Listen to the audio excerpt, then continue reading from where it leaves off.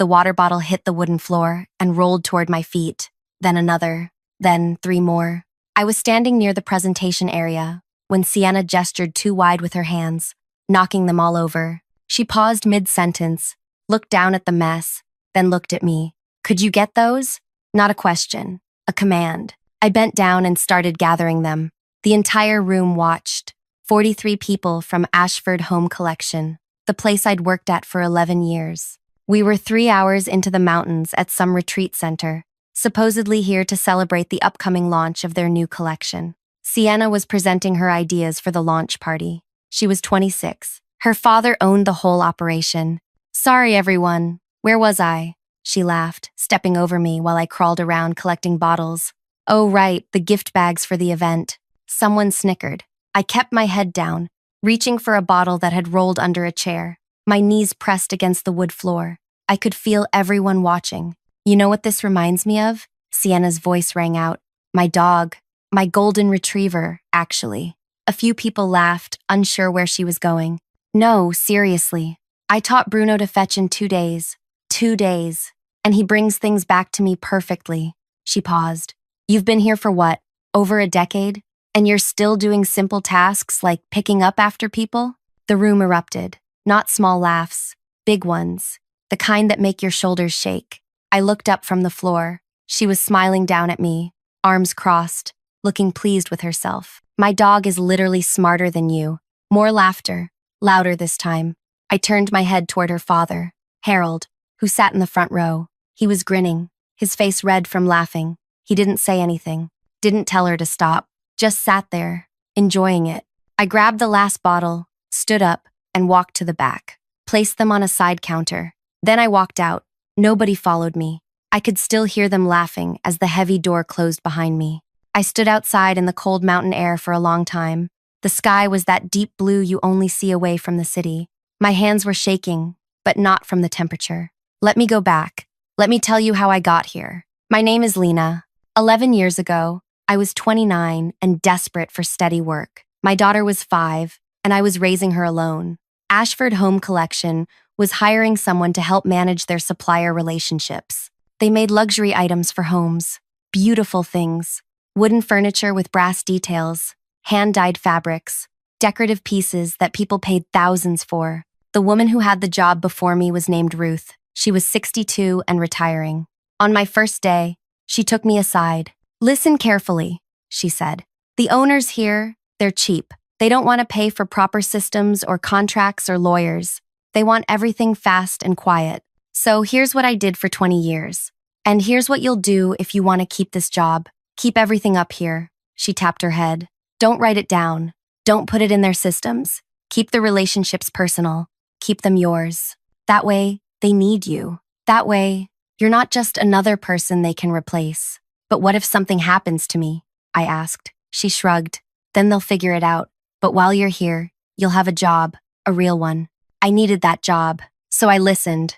Ruth spent 2 weeks with me. She introduced me to the factory owners she'd worked with. There was Prakash, who ran a workshop 2 hours outside the city, where they made all the brass fixtures. He had 3 sons, all working with him. She introduced me to the Chen family, who operated a woodworking facility across the border. Their grandfather had started it 50 years ago. There was Amita, who managed a place where 20 women dyed fabrics using traditional methods. There was Joseph, who could get materials faster than anyone else when things got tight. "Learn their names," Ruth told me. "Learn their children's names. Learn when they need money early, when they're struggling, when they're doing well. Treat them like people, not just suppliers. They'll remember that." And I did. For 11 years, I built those relationships. When Prakash's middle son got married, I sent a gift. When the Chen family needed their payment a week early because of new equipment, I made sure Harold approved it. When Amita's workshop had a fire and lost half their inventory, I called her every day for a month, checking in, making sure she knew we'd wait for her to rebuild. I remembered everything. Which workshop was fastest for rush orders, which one produced the smoothest finishes, which family needed gentle handling because they were traditional and didn't like pushy behavior, which one you could joke with, and which one expected formality. I never wrote any of it down. Not once. No spreadsheets. No contact lists. Nothing in the company's systems. Just like Ruth taught me, Harold never asked questions. As long as products arrived on time, he was happy. He never wanted to know the details. He'd just say, "Handle it, Lina." And I did. Over the years, Ashford grew. They hired more people, fancier people, people with degrees from expensive schools who used big words in meetings. I stayed in my small workspace, making calls, sending messages, keeping everything moving. Nobody really noticed me. I was just there, the woman who made sure things arrived. Then Sienna graduated from college 2 years ago. Harold immediately brought her in, gave her a title, something about brand development. She started showing up to meetings, offering opinions, changing things. She was loud, confident, the kind of person who walked into a room and expected everyone to pay attention. She never spoke to me directly. I don't think she even knew what I did. To her, I was just someone who worked there, someone in the background. 3 months ago, Harold called a big meeting. He announced the Heritage Collection, a massive launch, complete room sets, furniture, fabrics, decorations, lighting, everything coordinated. They'd been planning it for a year, he said. They'd already taken advance orders worth millions. The launch was scheduled for 8 weeks out. It required 17 different suppliers. Some I'd worked with for years. Some were new relationships I'd spent months building. Prakash's workshop was making 70 different brass pieces. The Chen family was producing 12 furniture designs. Amita's workshop was dyeing fabrics in 8 custom shades. Joseph was coordinating materials from 4 different sources. I had it all organized in my head, the timeline, the quantities, the backup plans for when something went wrong, because something always went wrong. Nobody asked me about it. They just assumed it would happen, because it always did. 2 weeks after that meeting, Harold called me in. "Lina, we're restructuring your role," he said. He didn't look at me while he talked, just shuffled some papers around. "We've hired someone new to handle supplier relations, someone with experience in global operations. You'll be supporting them, transitioning to more administrative work." Administrative work? I repeated. "You know, general support, whatever's needed. You've done great work, but we're scaling up now. We need someone with a more strategic approach." I felt something shift in my chest. "What about the Heritage Collection?" "I've been coordinating all 17 suppliers. The new person will take over. You'll brief them." "Brief them on what, exactly?" "There's nothing written down." He looked up then. "What do you mean, nothing written down?" "I mean, I've been managing all the relationships personally.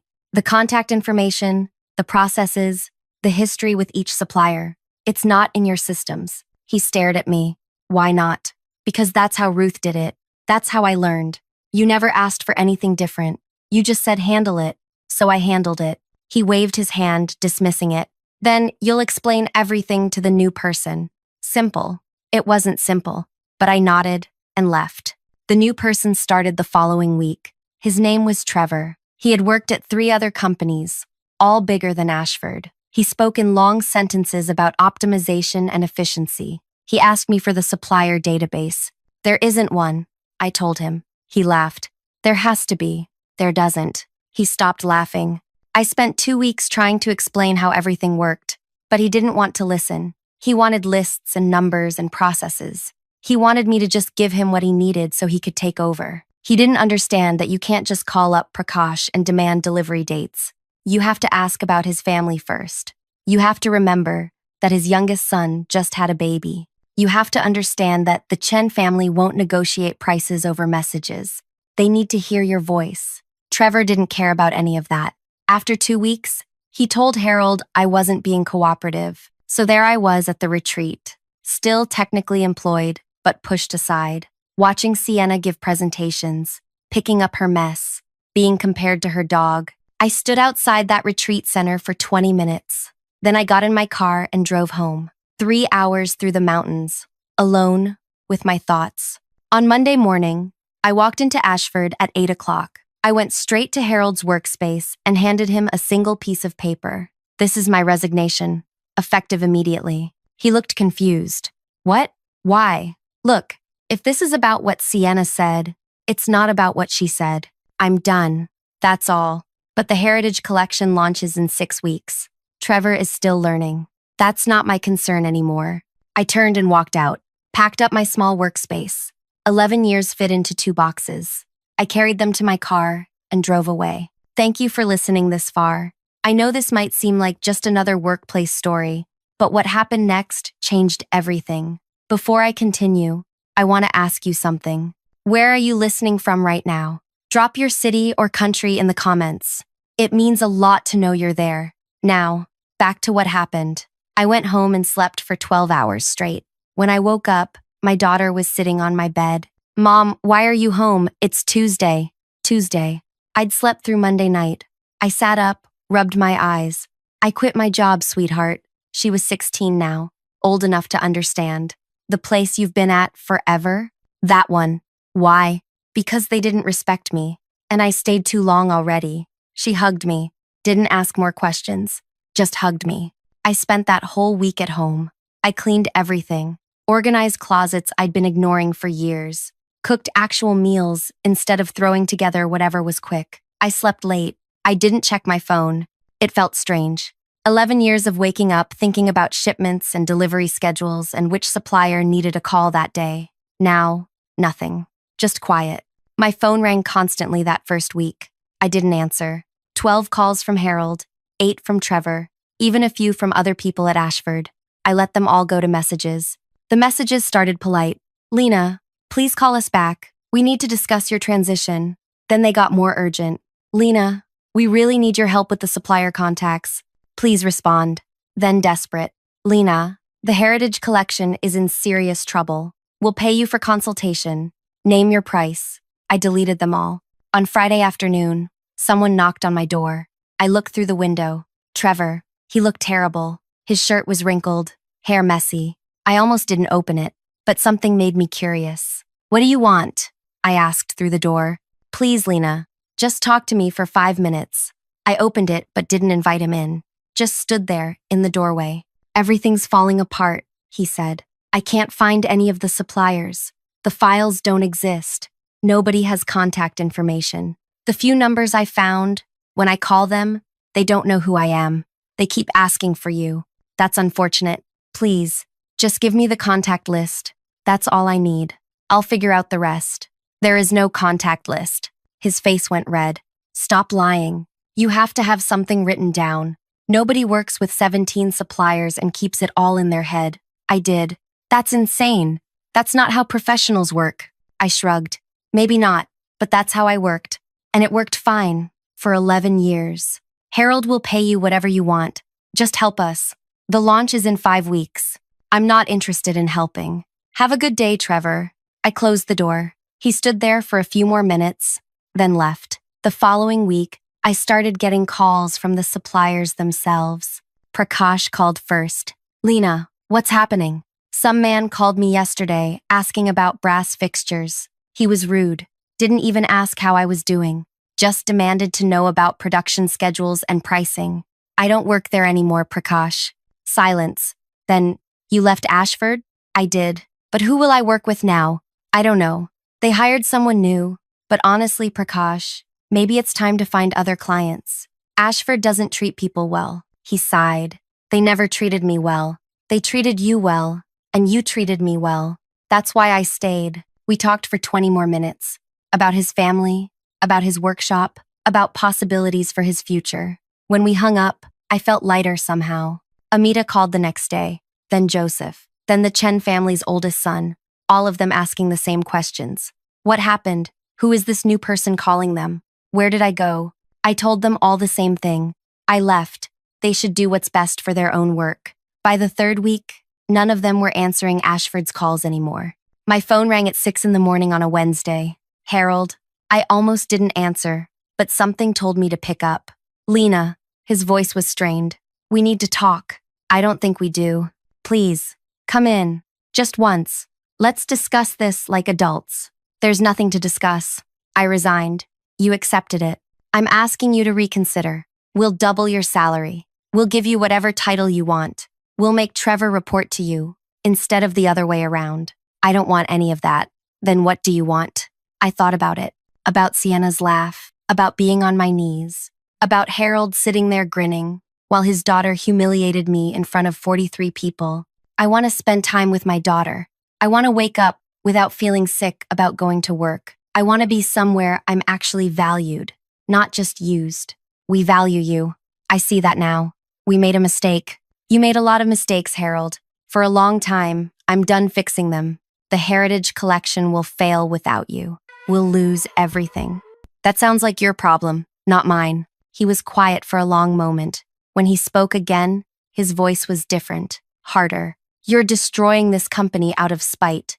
Because of one comment from Sienna. That's incredibly petty. Something hot flashed through me. One comment? Harold, you restructured my entire role. You brought in someone to replace me after 11 years of me keeping your whole operation running. You never once asked how I did what I did. You just assumed it would all keep working, even after you pushed me aside. And then your daughter compared me to her dog while I was on the floor picking up her mess, and you sat there laughing.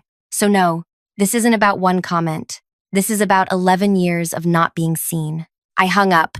My hands were shaking, but it felt good. Really good. 3 days later, Amita called me. Lina, I got a strange call today from a lawyer representing Ashford. They said I'm contractually obligated to fulfill orders for them, but I never signed any contract with Ashford. I only worked with you on trust. That's because there are no contracts, I told her. Harold kept everything informal to save money. He can't force you to do anything. That's what I thought. I just wanted to check with you first. You don't owe them anything, Amita. She laughed. Good. Because that man, Trevor, was so unpleasant. I have plenty of other work now anyway. Over the next few days, I heard similar stories from other suppliers. Ashford was trying to pressure them legally, but there was nothing to enforce. No signed agreements, no documentation, just years of handshake deals and personal relationships that died the moment I walked out. 4 weeks after I quit, an article appeared in one of the trade publications. Luxury brand Ashford Home Collection cancels major launch. The article talked about production issues and supplier problems. It mentioned disappointed customers demanding refunds for advance orders. It estimated the company's losses in the millions. I read it twice, felt nothing. No satisfaction, no guilt, just nothing. My daughter came home from school and found me on the couch with my laptop. What are you doing? She asked, looking at job postings. Already. Money doesn't last forever, sweetheart. I need to work. She sat down next to me. Are you going to find another place like Ashford? No, I'm going to find somewhere that actually values the people who work there. Somewhere that sees what I can do and appreciates it. Good, she said. You deserve that. I smiled. She was right. 2 days later, I got a call from an unknown number. I almost didn't answer, but it wasn't an Ashford exchange. So I picked up. Hello. Is this Lina? Yes. My name is Katerina. I run a company called Belmont Trading. We connect craftspeople and small manufacturers with retailers. I heard about you through Prakash. He spoke very highly of your work. I sat up straighter. Oh? He said you spent 11 years building relationships with suppliers across multiple countries. That you understood not just the work side, but the human side. That suppliers trusted you completely. Is that accurate? I suppose it is. I'd like to meet with you. We're expanding, and we need someone who can manage supplier relationships the right way. Not just contracts and numbers, but real relationships. Would you be interested in discussing it? I thought about Ruth all those years ago. Keep it in your head. Make yourself irreplaceable. But maybe there was another way. Maybe I could build something better. Something where the relationships mattered, but weren't held hostage. Yes, I said. I'd be interested. We met the following week. Katerina's operation was smaller than Ashford, but growing fast. She introduced me to her team. 7 people, all around my age, all serious about their work. She explained what they did, how they helped small workshops and family operations connect with buyers who would treat them fairly. Too many companies exploit these craftspeople, she said. They demand fast work, low prices, no contracts to protect the makers. We want to do it differently. Fair agreements, fair prices, long-term relationships built on respect. That sounds good, I said. Prakash told me what happened at your last place. The way they treated you, that won't happen here. Everyone on my team is valued. We're building something together. She offered me a position. The salary was less than Ashford had been paying, but not by much. The title was Partnership Director. I'd work with craftspeople and manufacturers, building relationships. But this time, everything would be documented properly, protected, not just living in my head. I accepted. On my last day before starting the new job, I took my daughter out for dinner, just the two of us at a small place near our home. We ordered too much food and talked about everything and nothing. "I'm proud of you, Mom," she said suddenly. "For what?" "For leaving. For not letting them treat you badly anymore. A lot of people would have stayed. I stayed for a long time. Too long. But you left eventually. That counts." We finished eating and walked home slowly. The air was warm, the streets quiet. I felt lighter than I had in years. Starting at Belmont felt right from day one. Katerina introduced me to suppliers they already worked with. I reached out to Prakash, Amita, Joseph, the Chen family. They were all excited to work together again, this time through a company that would treat them fairly. Within 2 months, Belmont signed agreements with all 17 workshops I'd spent years building relationships with. Real agreements, with fair terms for everyone. I heard through Prakash that Ashford was struggling badly. The Heritage Collection failure had damaged their reputation. Big retailers were canceling orders. Harold had to let people go. "They're trying to sell the whole company," Prakash told me. "Nobody wants to buy it, though. Not after everything that happened." I didn't ask more questions. Didn't need to. 6 months into working at Belmont, I was sitting at my workspace when Katerina walked over with her phone in her hand. "You need to see this," she said, showing me an article.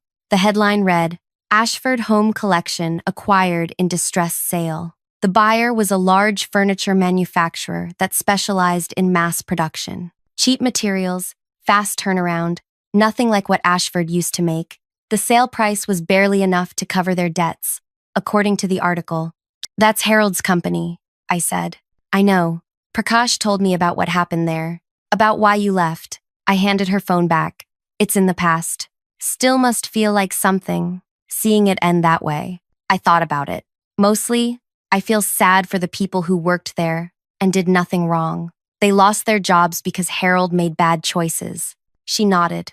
"We're hiring, you know. If any of them reach out to you, send them my way." That afternoon, I got a message from someone I hadn't heard from in months. "Trevor, Lina, I know I don't have any right to ask you for anything, but I just lost my job and I'm trying to figure out what to do next. Could we talk? Not about Ashford. About how you built relationships with suppliers. I realize now I didn't understand what you were actually doing. I'd like to learn." I stared at the message for a long time. Part of me wanted to ignore it, but I remembered being 29 and desperate for work. I remembered Ruth taking the time to teach me, even though she was retiring and didn't have to. I wrote back, "Call me tomorrow afternoon." We talked for an hour. He apologized for how he'd treated me, for not listening, for thinking his fancy experience made him better at the work than someone who'd been doing it for years. "I thought it was all about processes and systems," he said. "I didn't realize it was about people, about actually caring whether Prakash's son just had a baby, about remembering that the Chen family doesn't like negotiating over messages. I thought those details were just small talk. They're not small talk. They're the actual work. I see that now. Too late, obviously. It's not too late. You just need to start over with a different approach." I didn't offer him a job, but I gave him advice, told him which companies might be hiring, explained how to build relationships the right way. When we hung up, I felt good about it. Not because I'd forgiven everything, but because helping someone learn felt better than holding on to anger. Spring came. Belmont kept growing. We signed 12 new supplier partnerships. Katerina promoted me to Senior Partnership Director. My daughter finished her school year with excellent marks and started talking about universities. One evening in late spring, my phone rang. Unknown number again. I answered. "Lina?" I recognized the voice immediately. "Sienna, what do you want?" I asked. "I know you probably don't want to talk to me. I understand, but I wanted to call and apologize for what I said at the retreat. It was cruel and unnecessary, and I've thought about it a lot since everything fell apart." I didn't respond, just waited. My father lost everything. The company, our savings, everything. We had to sell our house. I had to move back in with my grandmother. I'm working at a retail store now, trying to help pay bills. "I'm sorry that happened to your family," I said. And I meant it, not because I forgave her, but because I didn't want anyone to suffer that much. My father told me recently what you actually did at Ashford, how you held all those relationships together for 11 years, how none of it was written down anywhere, how when you left, it all disappeared. I didn't understand at the time. I thought you were just someone who did basic tasks. I didn't realize you were the person keeping everything running. Most people didn't realize. That's not an excuse for how I treated you. What I said was horrible. I compared you to my dog in front of everyone. I humiliated you. And my father just laughed. Her voice cracked. I'm so sorry, Lina. I really am. I sat down. This wasn't what I expected. Thank you for saying that. Thank you for saying that. I don't expect you to forgive me. I just wanted you to know that I understand now what I did, and that I'm sorry. We talked for a few more minutes. She asked what I was doing now. I told her about Belmont, about the work we were doing. She sounded genuinely happy for me. When we hung up, I felt something shift. Not forgiveness, exactly, but something close to it, like I could finally put that whole chapter away completely. Summer arrived hot and bright. My daughter and I took a trip together, just the two of us. 5 days at the coast. We swam and ate too much food and stayed up late talking about her future. She'd been accepted to 3 universities. She was trying to decide which one felt right. What do you think I should do, Mom? She asked one night while we sat on the beach watching the sunset. I think you should go wherever makes you feel excited about what's coming next. Not scared, not uncertain, excited. She smiled. That's good advice. I should probably follow it myself more often. You did, though. You left Ashford and found Belmont. That took courage. It took too long. I should have left years earlier, but you left when you were ready. That matters too. She was wise, my daughter. Wiser than I'd been at her age. When we got back from the trip, there was a letter waiting for me. Official looking, from a law firm. My heart sank. Had Ashford decided to sue me for something? I opened it carefully. It wasn't from Ashford. It was from a company I'd never heard of. They were launching a new initiative to connect ethical manufacturers with responsible retailers. They'd heard about my work at Belmont. They wanted to know if I'd be interested in speaking at their conference in the fall, about building sustainable supplier relationships based on trust and respect. Me. Speaking at a conference. I showed Katerina the next day. She grinned. You should do it. You're good at this work. Other people should learn from you. I'm not a speaker. I just do the work. The best speakers are the ones who actually do the work, not the ones who just talk about it. I agreed to speak, spent the next 2 months terrified and excited at the same time. The conference was in a city 8 hours away. Large venue, hundreds of people. I'd never done anything like it. The night before my presentation, I couldn't sleep, kept going over what I wanted to say. When I walked onto that stage the next morning, my hands were shaking.